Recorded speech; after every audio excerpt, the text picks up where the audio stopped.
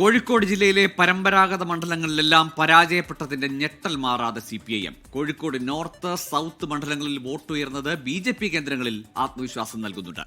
2 പതിറ്റാണ്ടിന് ശേഷമുള്ള തിളക്കമുള്ള വിജയത്തിന്റെ ആഹ്ലാദത്തിലാണ് UDF ക്യാമ്പ്. CPIMന്റെ ഉരുക്കുകോട്ടയായ ബേപ്പൂരിൽ 2021 28,747 വോട്ടിന്റെ ഭൂരിപക്ഷത്തിൽ ജയിച്ച റിയാസിന് ഇത്തവണ ലഭിച്ചത് 7,487 വോട്ടിന്റെ ഭൂരിപക്ഷം മാത്രം.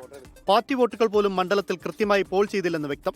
ന്യൂനപക്ഷ ഏകീകരണം നടന്നിട്ടുണ്ടെന്നാണ് CPIM വിലയിരുത്തൽ. LDF കൺവീനർ TP രാമകൃഷ്ണന്റെ തട്ടകമായ പേരാമ്പ്ര, നാലാമൂഴത്തിന് മന്ത്രി AK ശശീന്ദ്രൻ കച്ചകെട്ടിയിറങ്ങിയ എലത്തൂർ, എല്ലാ കാലത്തും LDFനെ തുണച്ച നാദാപുരം, ബാലുശ്ശേരി, കൊയിലാണ്ടി, കുന്നമംഗലം, കോഴിക്കോട് നോർത്ത്, കൊടുവള്ളി, തിരുവമ്പാടി, കുറ്റ്യാടി മണ്ഡലങ്ങളിലെ പരാജയവും CPIM വിശദമായി പരിശോധിക്കും. കന്നി വോട്ടർമാരും അടിയൊഴുക്കുകളും UDFന് അനുകൂലമായി ചിന്തിച്ചപ്പോൾ ഭരണവിരുദ്ധ വികാരവും വികസന മുരടിപ്പും LDFന് തിരിച്ചടിയായി എന്നാണ് UDFന്റെ വിലയിരുത്തൽ. അതേസമയം കൊടുവള്ളിയിൽ 62,682 വോട്ടിന്റെ ഭൂരിപക്ഷം നേടിയ PK ഫിറോസിന്റെ വിജയം ലീഗിനുള്ളിൽ പോലും അമ്പരപ്പുണ്ടാക്കി. കോഴിക്കോട് നോർത്തിൽ 30,952 കോഴിക്കോട് സൗത്തിൽ 32,463 വോട്ടുകളുമാണ് BJP ഇക്കുറി നേടിയത്. 24 കോഴിക്കോട്.